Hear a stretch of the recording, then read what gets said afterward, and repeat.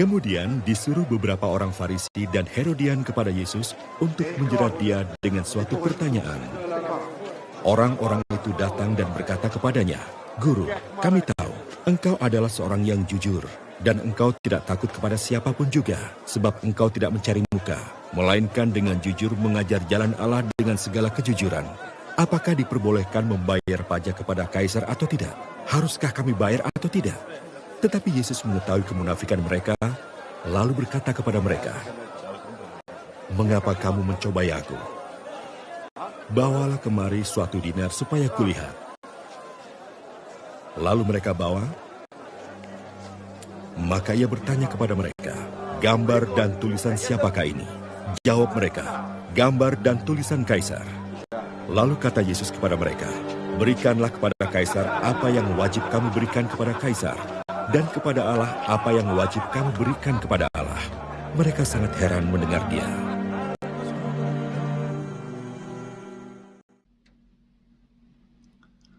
Orang-orang Farisi dan Herodian mengajukan pertanyaan kepada Yesus.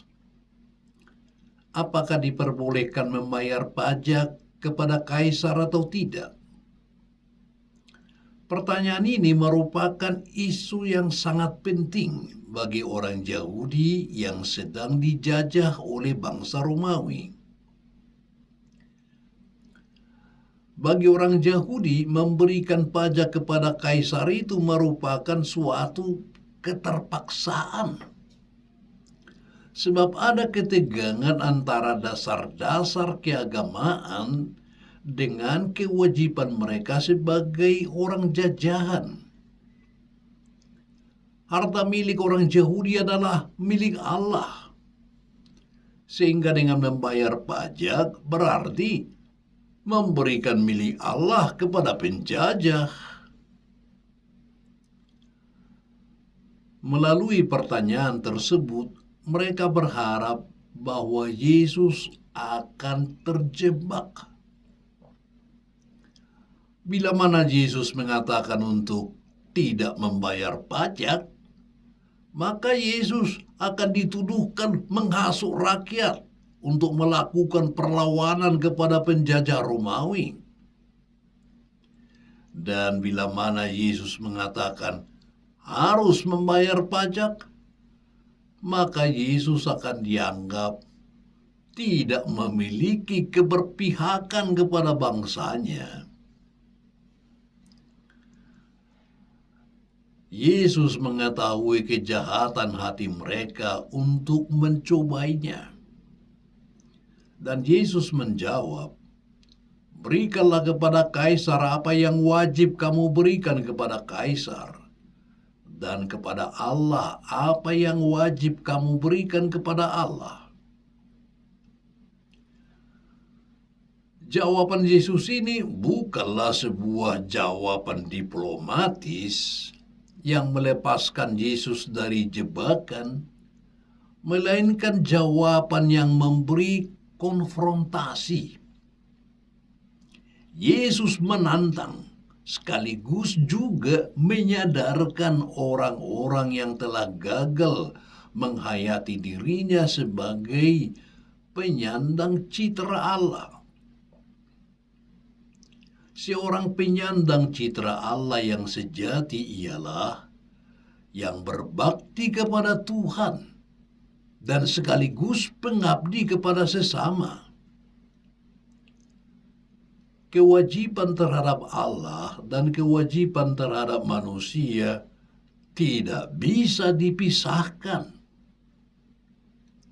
Martabat manusia sebagai penyandang citra Allah seharusnya membuat manusia menjadi warga Tuhan dan warga masyarakat. Citra Allah adalah pencipta dan bukan perusak atau pemusnah. Citra Allah adalah pengasih dan bukan pembenci, pengampun dan bukan pendendam, penyabar dan bukan penuh emosi.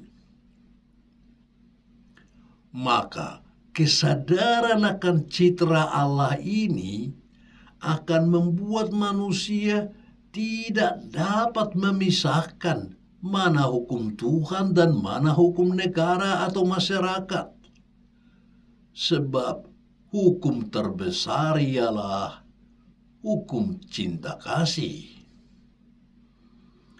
Di dalam hukum cinta kasih ini seorang mempunyai dua kewargaan sekaligus. Sebagai warga Tuhan dan sebagai warga masyarakat.